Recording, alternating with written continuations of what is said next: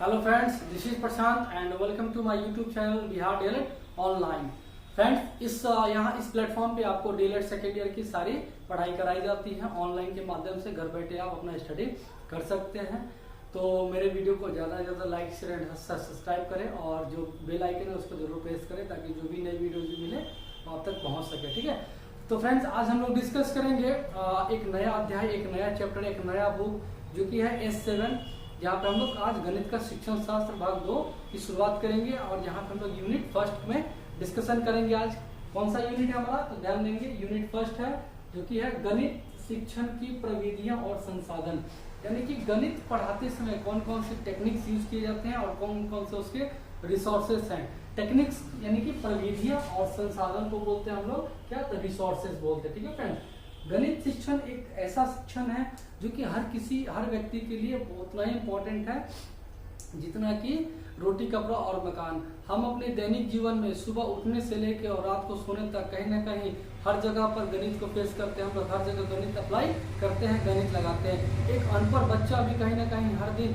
गणित अप्लाई करते रहता है। ठीक है, एग्जाम्पल के लिए अगर देखा जाए तो एक अनपढ़ बच्चा जो कि सुबह से लेकर शाम तक अपनी बकरियों को चराता है, लेकिन जब वो बच्चा शाम को लौटता है तो वो क्या करता है, गिनती करके और बकरियों को उसके घर में वापस भेजता है। मतलब क्या, वहाँ भी वो गणित को अप्लाई कर रहा है। तो गणित एक ऐसा विषय है जो किसी से नहीं छिपा है, न बचा है। हर व्यक्ति इसका यूज कहीं ना कहीं जाने अनजाने कर ही रहा है। तो एक बहुत ही इंपॉर्टेंट टॉपिक है, ठीक है ना। तो आज इसको अच्छे से डिस्कस करेंगे, समझेंगे क्या है, कौन कौन सी टेक्निक्स है और कौन कौन से ऐसे रिसोर्सेस है, संसाधन है जिसकी मदद से एक शिक्षक अच्छी तरीके से अपने बच्चों का अधिगम कर सकता है, गणित का शिक्षण कर सकता है। ठीक है, तो आइए शुरू करते हैं। सबसे पहला टॉपिक है और प्रयास करेंगे फ्रेंड्स कि इस एक ही वीडियो में इसको पूरी तरह से कंप्लीट कर लिया जाए। छोटा सा यूनिट है, ठीक है ना, समझने का प्रयास करिएगा। आज का जो सबसे पहला यूनिट है वह है गणित शिक्षण और रचनावाद। यहाँ पे फ्रेंड्स दो टर्म आ रहा है, एक है गणित शिक्षण और एक है रचनावाद। अभी मैंने नरेट किया गणित शिक्षण के बारे में। गणित शिक्षण क्या है, तो गणित हर जगह उपयोग होने वाले एक ऐसा विषय है जो कि हर व्यक्ति के लिए बहुत ही इंपॉर्टेंट है, चाहे वो व्यवसायी हो, चाहे वो स्टूडेंट हो, चाहे वो कोई प्रोफेशनल वर्कर हो, कहीं भी हर जगह गणित का यूज हो रहा है। ठीक है ना, तो गणित शिक्षण क्या है, तो गणित शिक्षण क्या है, तो गणित एक ऐसी सतत और निरंतर प्रक्रिया है चलने वाली जो कि व्यक्ति क्या करता है, अपने वातावरण से अंतःक्रिया करके इसको सीखता है। यह एक सामाजिक प्रक्रिया भी है। बच्चे समाज में जाते हैं, अपने समाज के लोगों से बातचीत करते हैं, अंतःक्रिया करते हैं। जिस वातावरण में रहते हैं उस वातावरण से अंतःक्रिया करके वो अपने समझ का या अपने ज्ञान का क्या करते हैं, सृजन करते हैं या निर्माण करते हैं। ठीक है ना, बच्चे इसमें अपने अनुभव के माध्यम से सीखते हैं। बच्चे नई नई चीज़ों से क्या करते हैं, जुड़े रहते हैं, नई नई चीज़ें खोजते हैं, खोजबीन करते हैं, सवाल जवाब करते हैं और इन सब के माध्यम से क्या होता है, उनका गणित का कहीं ना कहीं शिक्षण होते रहता है। मतलब वो गणित सीखते रहते हैं। हर समय बच्चा या कोई व्यक्ति गणित क्या होता है, सीखते रहता है। उसी को क्या बोलते हैं, गणित शिक्षण। हमारा जो दूसरा टर्म फ्रेंड्स वो है रचनावाद। ये थोड़ा सा इंपॉर्टेंट है, देखिएगा यहाँ से सवाल पूछा जाता है। रचनावाद जिसको हम लोग क्या बोलते हैं इंग्लिश में, कंस्ट्रक्टिविज्म। ये एक इम्पोर्टेंट टर्म है रचनावाद, जो कि गणित के लिए कहीं ना कहीं एक ऐसा बोल सकते हैं रामबाण या अमृत बोल सकते हैं गणित शिक्षण के लिए, कि रचनावाद का होना बहुत ही जरूरी है। तो आइए समझते हैं क्या होता है रचनावाद। फ्रेंड्स, कंस्ट्रक्टिविज्म का मतलब होता है कंस्ट्रक्ट करना मतलब निर्माण करना।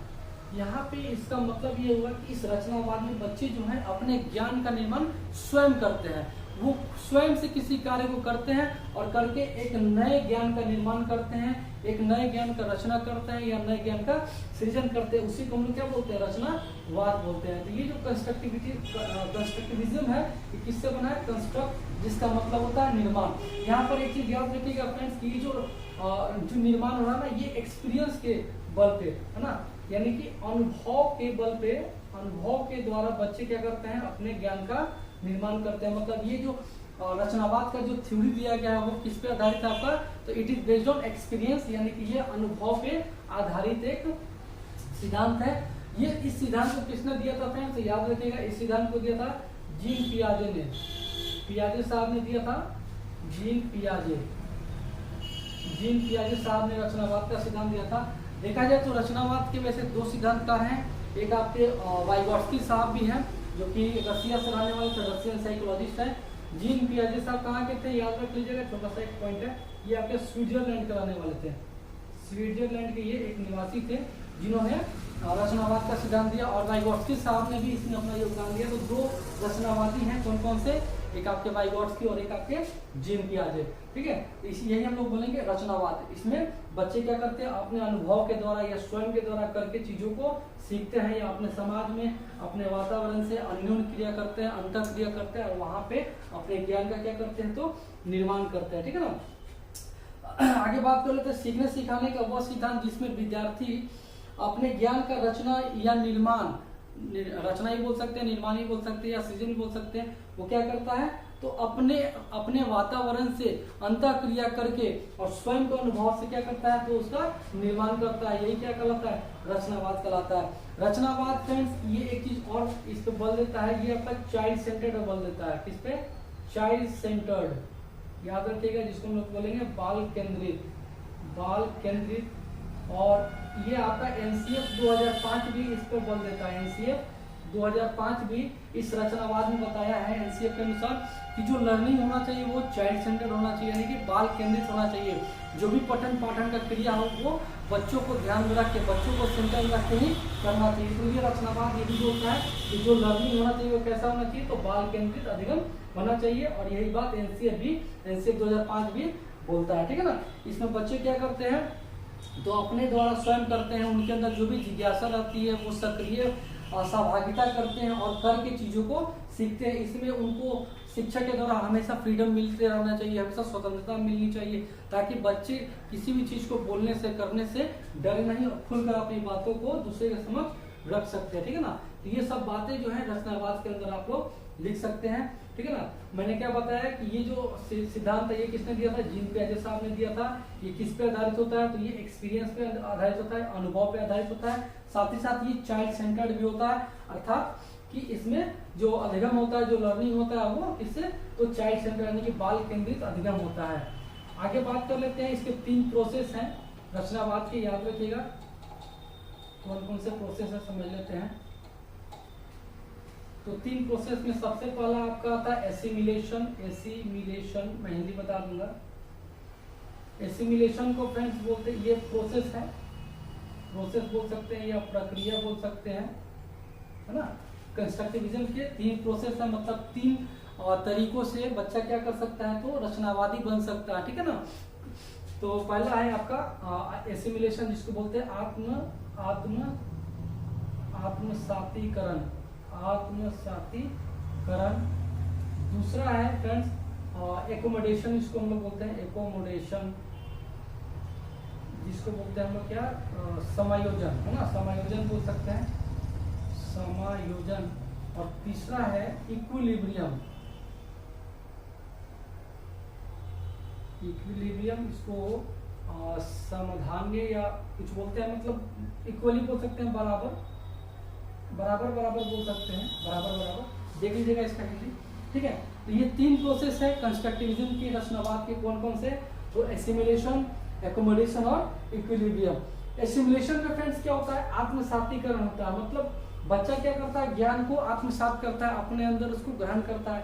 इस एसिमिलेशन के अंदर क्या क्या आती है फ्रेंड्स, तो जो न्यू इन्फॉर्मेशन होता है ना, जो न्यू इन्फॉर्मेशन होता है, बच्चा नई नई जानकारियां होता है, उसको वो क्या करता है, अपने अंदर ग्रहण करता है। इसी प्रोसेस को बोलते हैं आत्मसातीकरण, अर्थात रचनावाद का ये सबसे पहला प्रोसेस है, जहाँ पे बच्चा क्या करता है, नए नए जानकारियों का सृजन करता है, उसको कलेक्ट करता है, ठीक है ना, अपने अंदर उसको आत्मसात करता है। मतलब आत्मसातीकरण का मतलब हो गया ग्रहण करना, क्या होता है, ग्रहण करना बोलेंगे। दूसरा फ्रेंड्स एकोमोडेशन, जिसको हिंदी में क्या बोलेंगे, समायोजन।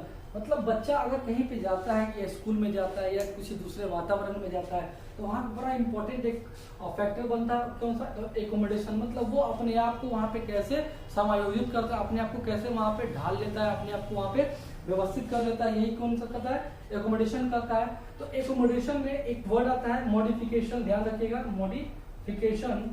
मॉडिफिकेशन का मतलब यह होता है कि बच्चा पहले से जो चीज जानता है, जो अनुभव रखता है, उस अनुभव के आधार पर बच्चा क्या करता है, अपने आप को नए वातावरण में समायोजित कर लेता है या ढाल लेता है। उसी को हम लोग क्या बोलते हैं, एकोमोडेशन। मतलब प्रायर नॉलेज के आधार पर या प्रायर एक्सपीरियंस के आधार पर बच्चा अपने आप को नए वातावरण में, न्यू एनवायरनमेंट में अपने आप को समायोजन कर लेना, ढाल लेना, क्या कहता है, एकोमोडेशन कहता है। और इन दोनों के कॉम्बिनेशन को हम लोग क्या बोल रहे हैं, इक्विलिब्रियम।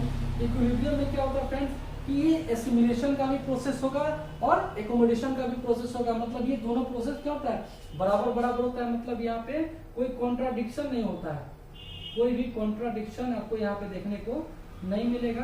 कॉन्ट्राडिक्शन का मतलब कि एसिमिलेशन 70% हो गया, एकोमोडेशन 30% हो गया, ऐसा कुछ नहीं है। मतलब ये बराबर बराबर दोनों के समायोजन से ही इक्विलिब्रियम बनता। तो ये 3 प्रोसेस के माध्यम से कोई भी बच्चा रचनावादी या कंस्ट्रक्टिविज्म को रचनावादी बन सकता है। याद रखिएगा, ये बड़ा इंपॉर्टेंट है और एग्जाम में पूछा भी जाता है, सीटेट वगैरह में भी यहाँ से बहुत सारे क्वेश्चन आते हैं। एक चीज और ध्यान रखिएगा फ्रेंड्स की सबसे पहले ये जो एसिमिलेशन और जो एकोमोडेशन होता है ना, ये दोनों साथ साथ चलता है, लेकिन इसमें एकोमोडेशन पहले आता है, उसके बाद एसिमिलेशन आता है ना। यानी कि एकोमोडेशन का जो प्रक्रिया होता है ये सबसे पहले होता है। मतलब बच्चे अपने आप को पहले कहीं पे समायोजित करता है, अपने आप को उस वातावरण में ढाल लेता है और तब वहां से नई नई जानकारी को क्या करता है, कलेक्ट करता है, अर्थात क्या करता है, आत्मसात करता है या ग्रहण करता है नई नई जानकारियों को। ठीक है, तो ये हो गया हमारा रचनावाद। और भी कुछ पॉइंट्स आप देख सकते हैं कि यहाँ पे बच्चे स्वयं करके करना पसंद करते हैं, और जो स्वयं करके बच्चा सीखता है ना, वो उसका स्थायी लर्निंग होता है, मतलब परमानेंट लर्निंग होता है, वो चीजों को जल्दी नहीं भूलता है। इसमें शिक्षक भी उसको मदद कर सकता है। यहाँ पे हाँ, रचनावाद में फ्रेंड्स एक पॉइंट और छूट रहा था कि जो पठन पाठन का कार्य होता है, जो अध्ययन का कार्य होता है, वहाँ पे शिक्षक जो होता है ना, यहाँ पे वो एक फैसिलिटेटर का काम करता है। फैसिलिटेटर का मतलब होता है सुविधा दाता। मतलब शिक्षक यहाँ पे चीजों को नहीं करके देगा बच्चों को, वो क्या करेगा, सुविधा प्रदान करेगा, बच्चों को अवसर देगा। इसको भी लिख लीजिएगा आप लोग कि रचनावाद के अंदर जो टीचर रहता है वो कैसा रहता है, तो फैसिलिटेटर। फैसिलिटेटर देख लीजिएगा, TATOR, जिसको हम लोग क्या बोलेंगे हिंदी में, सुविधा प्रदाता। मतलब शिक्षक यहाँ पे क्या करेगा इस रचनावाद में कि स्टूडेंट के लिए वो क्या करेगा, सिर्फ एक अपॉर्चुनिटी क्रिएट करता है, अवसर प्रदान करता है, बच्चों के लिए अवसर प्रदान करता है, बनाता है अवसर, ताकि बच्चा स्वयं वहां से करके चीजों को सीखे, है ना। जितना ज्यादा वो करेगा उतना ज्यादा वो सीखेगा, और वो उसका सीखना क्या होता है, तो परमानेंट लर्निंग होता है, अस्थायी सीखना होता है। तो ये भी रचनावाद के अंदर में आता है, ठीक है ना। इसमें बच्चों को मजा आता है कंस्ट्रक्टिविज्म में, क्योंकि जो आप बच्चा स्वयं करेगा ना, तो वो इंजॉय करता है चीजों को, है ना, उसमें मजा आता है, उसको मौज मौज में करके चीजों को सीख लेता है। ये सब हमारा रचनावाद करता है। शिक्षक मैंने बता ही दिया क्या होता है, फैसिलिटेटर होता है, मार्ग प्रशस्त कराता है। मतलब वो आपको लेकर नहीं जाएगा, वो आपको रास्ता दिखाएगा, ठीक है ना। साथ ही साथ इसमें बच्चों का जो मानसिक विकास होता है वो बड़ा तेजी से होता है ना। मेंटल डेवलपमेंट बच्चों का अच्छा होता है, बच्चा क्रिएटिव होता है, नए नए आइडियाज जो सोचता है इस रचनावाद में, कंस्ट्रक्टिविज्म में। इसमें बच्चे आनंद का अनुभूति करते हैं। हाँ, जो मूल्यांकन होता है, जो ना, जो इवोल्यूशन टीचर के द्वारा होता है, कंटिन्यूअस इवोल्यूशन टीचर के द्वारा, वो उस आधार को होना चाहिए ताकि बच्चे का जो अधिगम हो और बेहतर हो सके, सीखने के ज्यादा से ज्यादा बच्चे को मौका मिल सके। ये सारी चीजें हमारे किस में आ जाएगा, तो रचनावाद में। आई होप कि आप लोग रचनावाद को बहुत अच्छे तरीके से समझे होंगे। इसको नोट्स बनाइएगा पॉइंट वाइज, और एग्जाम में आप अच्छे से लिख सकते हैं। चलिए आगे बढ़ते हैं। आज का जो दूसरा टॉपिक है वो है गणित सीखने सिखाने का क्रम, ठीक है ना फ्रेंड्स। यहाँ से भी सवाल पूछे जाते हैं कि गणित सिखाया जाए किसी बच्चे को तो कौन सा सीक्वेंस, कौन सा ऑर्डर को फॉलो किया जाए, क्योंकि शिक्षा क्या है, एक क्रमबद्ध समायोजन बोल सकते हैं, या क्रमबद्ध ऑर्डर सीक्वेंस में रहता है ना। आप देखिएगा कि क्लास 1, क्लास 2, क्लास 3, ये जो सीक्वेंस बनाया गया है, जो भी करिकुलम है हमारा एजुकेशन का, उसमें इसी आधार पर बनाया गया है कि हर सब्जेक्ट का डिफिकल्टी ना थोड़ा थोड़ा करके बढ़ाया गया, मतलब चीजों को जोड़ कर रखा गया ताकि बच्चों को सीखने में आसानी हो। तो सीखने सिखाने का एक क्रम बनाया गया, एक ऑर्डर बनाया गया, एक सीक्वेंस बनाया गया। उसको समझ लेते हैं कौन कौन सा क्रम है। तो इसको हम लोग बोलते हैं फ्रेंड्स ELPS, ठीक है। जिसको हम लोग हिंदी की बात करें तो अ बोलेंगे, भा बोलेंगे, ची बोलेंगे और प्र बोलेंगे। अब ये है क्या, ध्यान से समझिएगा। यहाँ से क्वेश्चन पूछा जाता है कि गणित सीखने सिखाने की जो क्रम है, जो सीक्वेंस है, जो ऑर्डर है, उसको विस्तार पूर्वक समझाएं और बच्चे कैसे इस विधि से सीख सकते हैं, ऐसे करके सवाल पूछा जाता है। तो कौन सा मेथड है, तो ELPS मेथड बोलते हैं। यहाँ पे फ्रेंड्स ई का मतलब होता है एक्सपीरियंस, मैं लिख देता हूँ, आप नोट कर लीजिएगा। ई का मतलब होता है एक्सपीरियंस, जिसको हिंदी में बोलेंगे अनुभव, एल का मतलब होता है लैंग्वेज। वीडियो थोड़ा सा लंबा होगा फ्रेंड्स, चूंकि एक ही वीडियो में समाप्त कर देते हैं, छोटा सा यूनिट है। लैंग्वेज को जिसको हम लोग क्या बोलेंगे हिंदी में भाषा। पी, पी स्टैंड करेगा आपका पिक्चर, जिसको हम लोग क्या बोलेंगे चित्र। और एस जो आपका स्टैंड करेगा वो होगा सिंबॉलिक, या सिंबल बोल सकते हैं, मतलब प्रतीक। सिंबल मतलब प्रतीक। अब ये जो हिंदी इंग्लिश का जो पहला लेटर है ना ELPS, इसी को शॉर्ट में रखा गया है। और हिंदी की बात करें तो अनुभव से भा से भाषा का भाव, चित्र का ची और प्रतीक का प, इसी को बोलते हैं अभाची प। तो एग्जाम में आपको इसी फॉर्म में दिया रहेगा, इसी को आपको फुल फॉर्म के साथ एक्सप्लेन करना होगा। यही वो क्रम है जिसके माध्यम से हम लोग क्या करते हैं, बच्चों को गणित आसानी से सिखा सकते हैं। आइए एक करके थोड़ा समझ लेते हैं। सबसे पहले बात करते हैं एक्सपीरियंस। अभी मैंने बताया कि सबसे इंपॉर्टेंट क्या है, तो एक्सपीरियंस। बच्चा पहले से जरूर कुछ न कुछ अनुभव रखता है चीजों को लेकर। ऐसा नहीं है कि वो बिल्कुल जीरो से लेकर जीरो में रहता है और स्कूल में आ जाता है, ऐसा नहीं है। वो अपने माता पिता से, अपने परिवार से, अपने कलीग से कुछ ना कुछ जरूर अनुभव लेता है और उस अनुभव को लेकर बच्चा क्या करता है, तो स्कूल में आता है। मतलब बच्चा स्कूल में किस अवस्था में आता है फ्रेंड्स, तो बोल सकते हैं कि बच्चा मूर्त अवस्था में, यानी कि कॉन्क्रीट स्टेज जो होता है ना, मूर्त अवस्था में बच्चा स्कूल में उपस्थित होता है या जाता है। और इस अवस्था में बच्चा सीखता तेजी में है।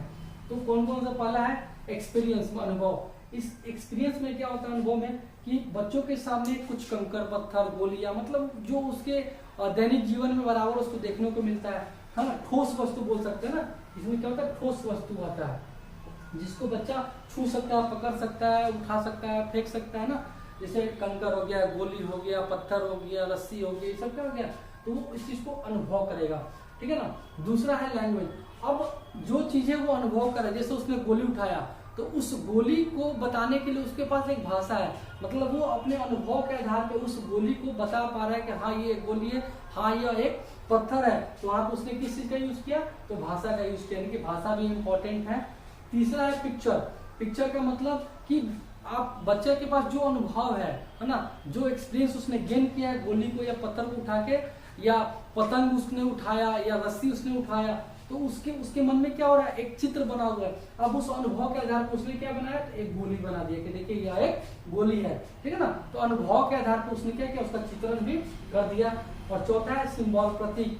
मतलब कि उसने सिंबल अनुभव, उसने जब चित्र बनाया तो उसने एक सिंबल बनाया कि भाई ऐसा हो सकता है। सिंबॉलिक जिसको बोल सकते हैं, जिसे मापते हैं, कोई मात्रात्मक हो गया, मापन हो गया, लीटर वगैरह, ठीक है। तो वहाँ पे वो सिंबल का भी यूज करता है। और ऐसे करके बच्चा क्या करता है, तो गणित का शिक्षण या अध्ययन आसानी से कर पाता है। तो ये 4 तरीके से है, 4 क्रम है, इसको याद रखिएगा आप लोग। कौन सा, ELPS इंग्लिश में बोलते हैं, ELPS और हिंदी में बोलते हैं अभाची, ठीक है। चलिए आगे बढ़ते हैं। आई होप आप चीज को समझ रहे होंगे, बहुत आसान है ये। आगे देख लेते हैं। हमारा जो अगला टॉपिक है वो है औपचारिक गणित को ठोस वस्तुओं से जोड़ के सीखना। फ्रेंड्स ये जो तीसरा टॉपिक है, देखिए अभी मैंने बता ही दिया कि बच्चा जो है ना ठोस वस्तुओं से ज्यादा सीखता है ना। मतलब मूर्त वस्तु, मूर्त बोल सकते हैं। मूर्त का मतलब क्या होता है, छू कर जिसको देखा जा सके, जिसको अनुभव कर सके, जिसको पकड़ा जा सके, जिसको देखा जा सके, उसके बारे में बताया जा सके, वही क्या कहलाता है हमारा, तो मूर्त कहलाता है। जिसको अंग्रेजी में क्या बोलते हैं, कॉन्क्रीट, इसको कंक्रीट भी बोलते हैं, ठीक है ना, कंक्रीट। तो औपचारिक, तीसरा जो है औपचारिक गणित को ठोस वस्तुओं से जोड़ के देखना। अब इसमें क्या है कि बच्चे के सामने कोई ठोस वस्तु रख दिया गया है और उस चीज को वो अपने अनुभव से जोड़कर उस चीज को बताएगा, एक्सप्लेन बताएगा। करा औपचारिक गणित को मन में हिसाब, गणित या मन में हिसाब अच्छी तरह कर पाने के लिए बच्चों को अवधारणाओं, संक्रियाओं, सवालों आदि को समझने के लिए वास्तविक चीज या अनुभव की आवश्यकता पड़ती है। मतलब बच्चे के मन में अगर कोई सवाल है, कोई कॉन्सेप्ट अगर वो नहीं सीख पा रहा है, तो उस चीज को सीखने के लिए या उस सवाल का जवाब पाने के लिए बच्चों को 2 चीज की आवश्यकता पड़ती है। एक तो वास्तविक कोई वस्तु आ जाए उसके सामने, मतलब मूर्त रूप में, या उसके पास क्या हो जाए, अनुभव हो उस चीज का। ये 2 तरीके चाहिए उस चीज को समझने के लिए, तब जाके बच्चे के अंदर क्या होगा, वो उस गणित का फॉर्मल नॉलेज हो पाएगा, ठीक है ना। यानी कि ठोस वस्तु से वो बच्चा जल्दी सीखता है। और स्टार्टिंग फ्रेंड्स यही से होता है कि जब उसको कोई मान लीजिए लकड़ी का ब्लॉक दिखा दे, मैंने एक ट्रायंगल दिखा देती है मुझे लकड़ी का, अब वो उस चीज को क्या करेगा, पकड़ेगा, उठाएगा, घुमाएगा, फिराएगा, देखेगा, प्रकाल से नापेगा, तो उस चीज को क्या कर रहा है, समझ रहा है, उसका कॉन्सेप्ट क्लियर हो रहा है, उसका अवधारणा क्लियर हो रहा है। और धीरे धीरे करते बच्चे क्या होता है, मूर्त से कहाँ जाता है तो अमूर्त की तरफ जाता है। मतलब अब बच्चा सोचने लगता है, उस चीज को इमेजिनेशन करने लगेगा, कल्पना करने लगेगा, मन में ही वो त्रिभुज बनाना शुरू कर देगा। इस प्रकार से हम लोग बोल सकते हैं कि औपचारिक गणित को सीखने के लिए ठोस वस्तु का होना बहुत ही ज्यादा इंपॉर्टेंट है। यानी कि बच्चा कैसे जाता है तो मूर्त से अमूर्त की तरफ जाता है। ठीक है, आगे बात करते हैं खेल खेल में सीखना। ये तो फ्रेंड्स आप लोग खुद समझ भी रहे हो कि बच्चों को खेलना कितना पसंद होता है। बच्चे इसमें आनंद का अनुभूति करते हैं, उनको बहुत मजा आता है खेलने में, ठीक है ना। और उस खेल में ही अगर उनको पढ़ा दिया जाए तो बच्चे बहुत आसानी से उस चीज को सीख लेते हैं, उनको पता भी नहीं चलता है कि उनकी पढ़ाई हो गई है। इस खेल विधि के जो सिद्धांतक थे जिन्होंने खेल विधि को बताया वो आपके कौन सा थे याद रखिएगा, फ्रोबेल साहब ने बताया था खेल विधि के बारे में कि बच्चे जो है सबसे ज्यादा कैसे सीख सकते हैं तो खेल विधि के माध्यम से सीख सकते हैं, क्योंकि उनको खेलने में मजा आता है, वो उसमें आनंद की अनुभूति करते हैं। ठीक है ना, बात करते हैं तो इसमें खेल विधि में बच्चों को पैटर्न सिखा दिया जाता है ना। इसमें इबारती, जैसे इबारती एक प्रश्न होता है, इसमें बहुत सारे अलग अलग कलर के रहते हैं। अब उसमें उसको गिनती सिखा दिया जाता है कि भाई एक कलर को एक जगह करो या सीक्वेंस मिला, मतलब पैटर्न बच्चा तेजी में फॉलो करता है, पैटर्न के माध्यम से बच्चा सीखता है। जैसे अगर बात करें 11 का स्क्वायर तो 1 2 1, अब 3 1 आ जाए तो क्या बोलेंगे 1 2 3 2 1, मतलब आगे जाना है फिर उतना बैक आ जाना है। ठीक है, और एक पैटर्न फॉलो हो रहा है 1 2 3 4 है, अब नीचे उतरेंगे 3 2 1, तो ये एक पैटर्न हो गया। ये सब क्या खेल विधि, ये सब बच्चों को बड़ा मजा आता है और इस मजे में ही वो चीजों को सीख लेता है। ठीक है ना, जैसे मान के चलिए कि बच्चों के सामने कुछ कमतर रख दिया गया और एक पासा दे दिया गया उसके सामने, एक बच्चा पासा को फेंकेगा, पासा पे जितना नंबर आएगा, मान के चलिए पासा में 5 नंबर आया, अब टीचर बोलेगा कि भाई पासे पे जितना नंबर आया एक बच्चा आओ और उतने कंकर को निकाल के ले जाओ, तो बच्चा क्या कर रहा है 5 कंकर गिन के उठाएगा और यहाँ पे रख देगा कि हाँ ये 5 कंकर हो गया। मतलब ये क्या खेल विधि है, इसमें बच्चे को मजा आता है और वो चीजों को जल्दी से ग्रैब करता है, जल्दी से सीख जाता है। इसी को हम लोग क्या बोलते हैं खेल विधि बना के लिख सकते हैं। खेल विधि के जो प्रवर्तक थे वो फ्रोबेल थे, जिन्होंने खेल विधि को लाया था। इस विधि में बच्चे बहुत तेजी से सीखते हैं और आसानी से सीखते हैं, बहुत ही कम एफर्ट लगता है टीचर का भी। अगला जो है वो है फ्रेंड्स दोहराव करके सीखना, मतलब रिपीटेशन। अब चीजों को बार बार प्रैक्टिस करा रहे हैं, जैसे मैंने अभी एक पैटर्न दे दिया, या अगर अंग्रेजी की बात करें तो वहाँ पे मैं जब टेंस पढ़ाया जाता है तो बोल देता है कि सब्जेक्ट वर्ब और ऑब्जेक्ट, एक पैटर्न दे दिया और इसी पे बच्चों को क्या किया जा रहा है प्रैक्टिस कराया जा रहा है, बार बार ड्रिल कराया जा रहा है, ड्रिल एंड ट्रायल कराया जा रहा है, ड्रिल एंड प्रैक्टिस मेथड इसको बोलते हैं, है ना। रिपीटेशन कराना बार बार चीजों को, इससे ही बच्चा सीखता है। ठीक है ना, देखते हैं बच्चों को पढ़ाया जाता है, बच्चा लय में पढ़ता है या कोई कविता सिखाया जाता है तो बार बार उसको दोहराया जाता है, बार बार उसको बुलवाया जाता है, इसी को क्या बोलते हैं दोहराव करके सीखना, इसमें भी बच्चा सीखता है। अगला है बच्चे एक दूसरे से सीखते हैं। ये बड़ा इंपॉर्टेंट है कि बच्चे क्या होता है ना फ्रेंड्स कि जब बच्चे स्कूल में जाते हैं तो वो एक ग्रुप का निर्माण करते हैं, समूह का निर्माण करते हैं, वहाँ पे उनका एक ग्रुप बनता है जिसमें वो एक साथ खेलते हैं या पढ़ाई करते हैं या खेल में ही क्या करते हैं वो अपनी बातों को दूसरे के सामने रखते हैं। बच्चा जो अनुभव कर रहा है वो अपने फ्रेंड्स के सामने रखता है, दूसरा फ्रेंड उसकी बातों को सुनता है, अगर उसको अच्छा लगे तो वो फिर उस खेल को आगे बढ़ाते हैं। मतलब क्या होता है कि बच्चा अपने अनुभव को एक दूसरे के साथ शेयर करते हैं, बांटते हैं और वहाँ पे वो चीजों को सीखते भी हैं। ठीक है ना, इसी को बोलते हैं कि बच्चे एक दूसरे से सीखते हैं, वो अपना अनुभव शेयर करते हैं कि वो इस चीज के बारे में क्या सोच रहे हैं, क्या करें, कैसे बनाए। ठीक है ना, तो यहाँ पे बच्चे सीखते हैं। अगला है गलतियों से सीखना। ये एक बड़ा इंपॉर्टेंट टर्म है फ्रेंड्स, मिस्टेक्स, क्योंकि अगर बच्चे गलती न करें तो वो सीख ही नहीं सकते हैं।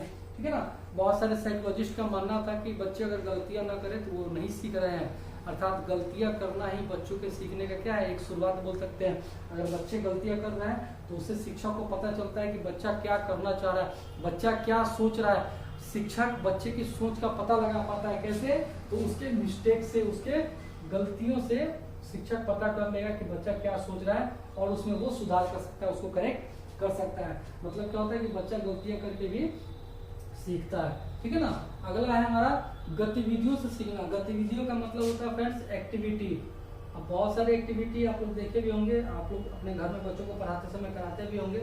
एक्टिविटी से बच्चे बहुत सारे सीखते हैं, भाई खेल गतिविधि है ना, इसमें बच्चे बहुत तेजी से सीखते हैं। जैसे अगर मान के चलिए कि हम गुना सिखा रहे हैं ना बच्चों को, तो मान के चलिए कि एक वाला तो मैंने बताया ये भी एक एक्टिविटी में आपका आ जाएगा। दूसरा अगर मान के चलिए 5 से गुना सिखा रहे हैं ना, किसी भी नंबर में किसी भी संख्या में 5 से गुना करना है तो शिक्षक ने एक एक्टिविटी बताया कि भाई जिस नंबर से आप गुना करना चाहते हैं, जिस संख्या से गुना करना चाहते हैं, उस संख्या के पीछे एक जीरो लगा दीजिए और उसको 2 से डिवाइड कर दीजिए। मान के चलिए कि मैं 5 का गुना 4 से करना चाहता हूँ, तो 4 आया, 4 के पीछे मैंने शिक्षक ने बताया कि भाई जीरो लगा दो और उसको 2 से भाग दे दो, तो 20 गुना 40। अब यहाँ पे जब वो गुना करेगा देखिए 20 आ गया, मतलब यहाँ भी 20, यहाँ भी 20। तो ये क्या हो गया, एक एक्टिविटी हो गया और इस एक्टिविटी की मदद से बच्चा जल्दी सीखता।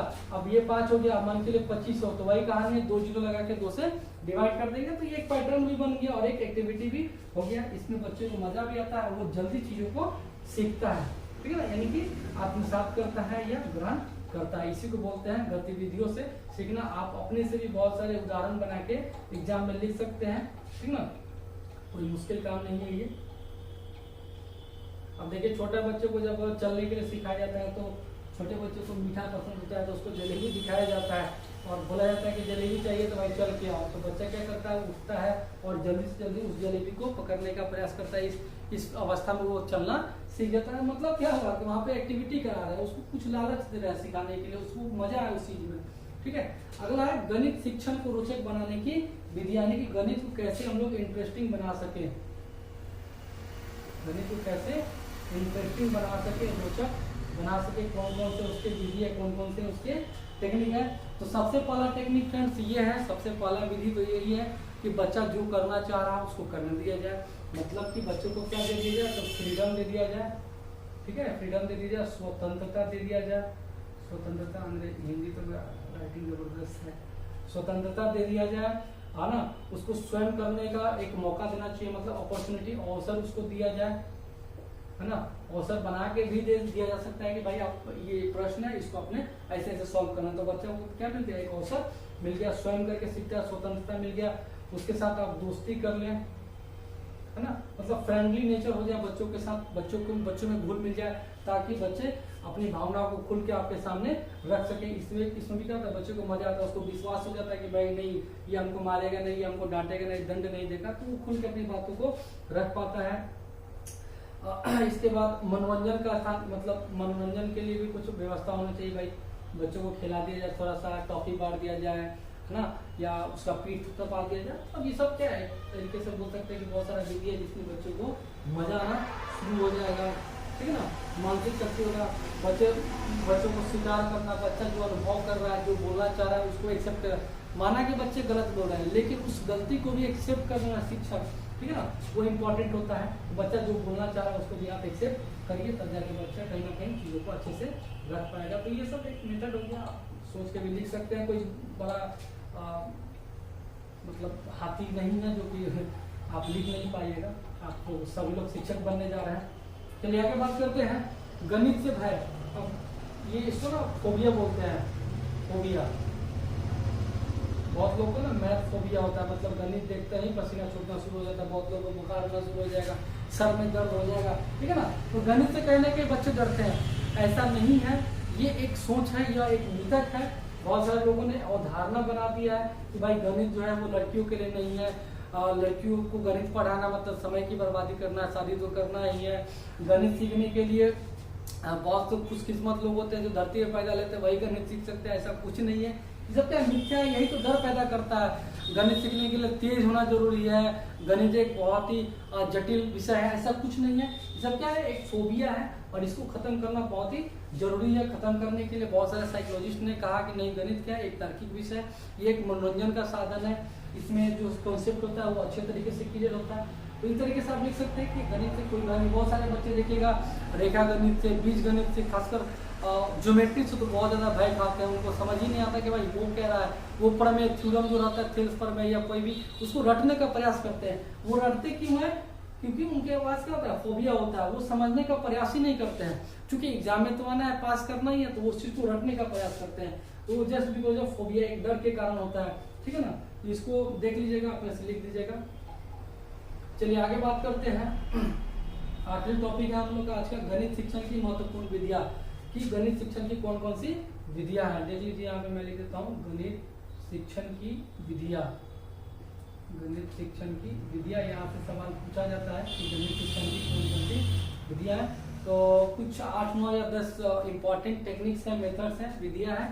सबसे पहले बात करें फ्रेंड्स, आइए शॉर्ट में समझ लेते हैं। तो पहला विधि आगमन विधि, जिसको बोलते हैं हम लोग आगमन विधि, जिसको हम लोग क्या बोलते हैं, इंडक्टिव मेथड। इसको हम लोग क्या बोलते हैं, इंडक्टिव मेथड बोलते हैं, आगमन विधि।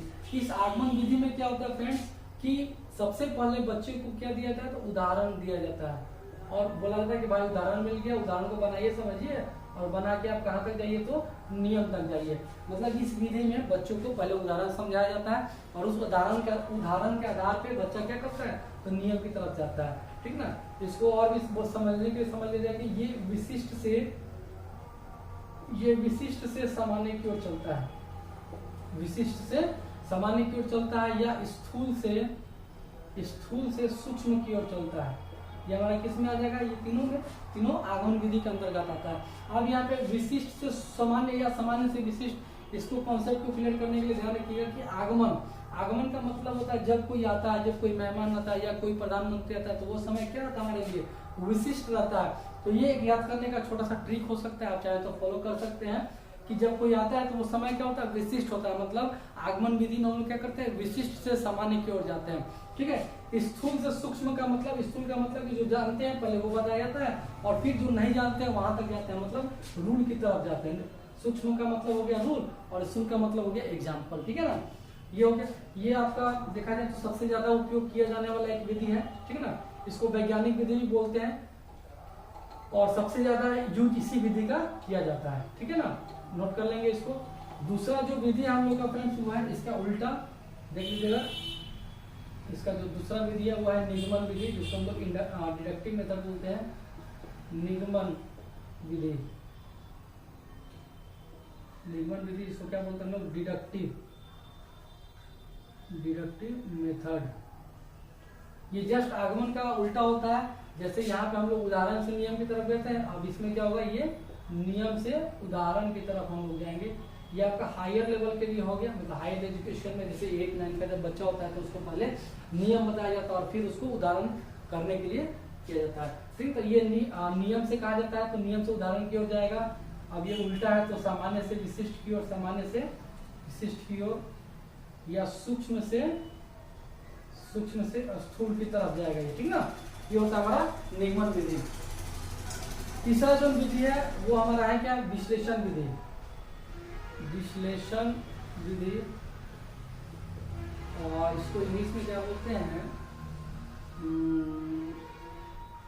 एनालिसिस मेथड शायद बोलते हैं इसको, देख लीजिएगा फ्रेंड्स, एनालिसिस बोलते हैं इसको, एनालिसिस मेथड, ठीक है। इस विश्लेषण विधि में क्या होता है कि चीजों को ना तोड़ कर बताया जाता है, इसको ब्रेक करते हैं ना, चीजों को हम लोग क्या करते हैं, तोड़ कर समझते हैं, तोड़ कर चीजों को जब समझा जाता है तो वो क्या होता है, विश्लेषण विधि होता है।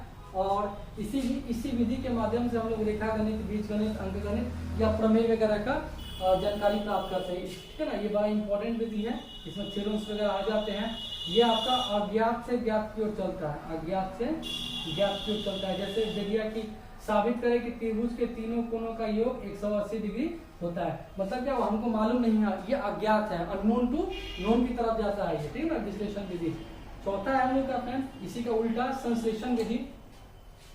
ये संश्लेषण विधि क्या होता है, तो इसी विश्लेषण विधि का जस्ट अपोजिट होता है, जिसमें ज्ञात से अज्ञात की हो जाते हैं और उसमें चीजों को जोड़कर समझा जाता है, ठीक है ना।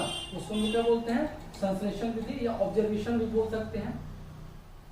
संश्लेषण विधि, इसमें चीजों को जोड़कर सिखाया जाता है या बताया जाता है, ये आपका विश्लेषण विधि का जस्ट अपोजिट होता है। चौथा लिख लीजिएगा, चौथा कौन सा हो जाएगा, संश्लेषण। संश्लेषण विधि, इसमें चीजों को क्या करके तो जोड़कर देखा जाता है, जोड़कर ना, वहां पे क्या किया, पार्ट तोड़ दिए। जैसे त्रिभुज के तीनों कोनों का योग 180 डिग्री होता है, तो हमने क्या किया, अलग अलग एंगल निकाला और सबको जोड़ जाड़ के देखा, तो वहां पे आ गया। अब संश्लेषण विधि क्या हुआ कि यहाँ पे चीजों को पहले जोड़ दिया जाएगा और तब एक निष्कर्ष निकाला जाएगा, उससे क्या बोलते हैं हम लोग, तो संश्लेषण विधि बोलते हैं। ये आपका ज्ञात से ज्ञात की ओर चलेगा। पांचवा विधि जो है वो आपका प्रयोगशाला विधि। प्रयोगशाला विधि, जिसको हम लोग क्या बोलेंगे अंग्रेजी में, लेबोरेटरी मेथड। इस प्रयोगशाला विधि में क्या होता है कि जो स्टूडेंट होता है ना, वो तरह तरह के यंत्र उपकरणों के मदद से चीजों को प्राप्त करता है या वहां से नए नए ज्ञान का वो सृजन करता है, उसी को बोलते हैं प्रयोगशाला विधि। छठा लिख लीजिएगा अनुसंधान विधि। ठीक है, अनुसंधान विधि। अनुसंधान का मतलब हो गया ह्यूरिस्टिक मेथड या रिसर्च बोल सकते हैं। बच्चा रिसर्च करता है ह्यूरिस्टिक मेथड के माध्यम से, ठीक है ना। इसमें बच्चा क्या करता है, स्वयं करके चीजों को सीखता है। स्वयं करना, स्वयं करना किसमें आ जाएगा, तो आपका अनुसंधान विधि के अंतर्गत आ जाएगा। इसके बाद फ्रेंड्स लिख दीजिएगा सातवां प्रयोजन विधि। प्रयोजन विधि जिसको हम लोग क्या बोलते हैं, प्रोजेक्ट मेथड बोलते हैं, है ना, प्रोजेक्ट मेथड। ये दिया था आपका किलपैट्रिक साहब ने दिया था। किलपैट्रिक,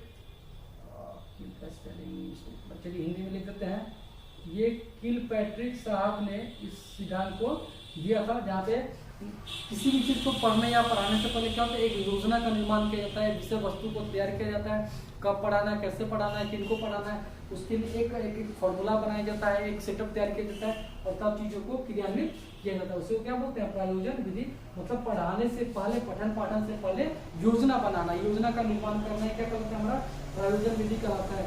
इसके बाद आपका जो एक और विधि आता है वो होता है समस्या समाधान विधि, जिसको हम लोग बोलते हैं अंग्रेजी में प्रॉब्लम सॉल्विंग मेथड। ठीक है ना, समस्या समाधान विधि। अगला मेथड हो जाएगा हम लोग का आठवां, ये हो जाएगा कौन सा, समस्या समाधान विधि। समस्या समाधान, यहाँ से सवाल पूछा ही जाएगा फ्रेंड्स, इसको अच्छे से कर लीजिएगा। समस्या समाधान विधि, जिसको अंग्रेजी में क्या बोलेंगे, प्रॉब्लम सॉल्विंग मेथड। जिसमें शिक्षक क्या करता है, स्टूडेंट को कुछ प्रॉब्लम दे देगा, कुछ प्रश्न देंगे और उसको सॉल्व करने के लिए उनको मोटिवेट करेंगे। इसमें बच्चे का क्या होता है, तो मानसिक विकास बहुत तेजी से होता है। ठीक है ना। इसके अलावा एक और विधि है हमारे पास, कौन सा, तो व्याख्यान विधि। व्याख्यान विधि जिसको हम क्या बोलेंगे, लेक्चर बोलेंगे, लेक्चर मेथड, जिसमें शिक्षक क्या करता है कि लेक्चर के माध्यम से, मतलब भाषा बोल के वो चीजों के क्या करता है, तार्किक रूप में या लॉजिकली रूप में सिखाता है और बताने का प्रयास करता है, मतलब व्याख्या करता है उस चीज को। उसमें लॉजिक भी होता है आपका और तर्क भी होता है बहुत तरीके से, है ना, फैक्चुअल बातें, पॉइंट टू द पॉइंट बातें होती है। ठीक है ना। इसमें कहीं से कोई चित्र वगैरह या उपकरण को इस्तेमाल नहीं किया जाता, मौखिक रूप से वो चीज को बोलकर बताया जाता है। एक और आपका अंतिम विधि लिख लीजिएगा, प्रश्नोत्तर विधि। ये भी इंपॉर्टेंट होता है, प्रश्नोत्तर विधि। प्रश्नोत्तर विधि मतलब शिक्षक क्या करेगा कि बारी बारी से बच्चों से क्या करेगा, प्रश्न करता है और उसका आंसर पता करने का प्रयास करता है, बच्चों को मौका देता है कि भाई आप इस सवाल का जवाब दो। तो ये भी एक टेक्निक हो गया जो कि गणित शिक्षा में क्या करता है, बहुत सारे मतलब सिखाने में मदद करता है। तो ये 10 विधियां हो गई, कौन कौन से, आइए रिपीट कर लेते हैं। सबसे पहले हम लोगों ने बात की आगमन विधि, फिर निगमन विधि, विश्लेषण विधि, संश्लेषण विधि, प्रयोगशाला विधि, अनुसंधान विधि। इसके बाद हम लोगों ने बात किया समस्या समाधान विधि, व्याख्यान विधि, प्रश्नोत्तर विधि। ठीक है ना, ये सब हम लोगों ने बात की। इसके अलावा अनुसंधान विधि वही गया हमारा, प्रयोगशाला विधि भी था। तो ये विधि आप देख लीजिएगा, यहाँ से पूछे जाते हैं। तो फ्रेंड्स इस तरीके से हम लोग का जो यूनिट 1 है वो पूरी तरह से समाप्त हो गया। बहुत ही छोटा यूनिट था, इसलिए मैंने इसे एक वीडियो में ही समाप्त कर दिया है। ठीक है ना। अगर आपको वीडियो अच्छा लग रहा हो, पसंद आ रहा हो, तो लाइक शेयर एंड सब्सक्राइब जरूर करें और कमेंट जरूर करें कि आपको वीडियो कैसा लगे। आज के लिए बस इतना ही फ्रेंड्स, धन्यवाद।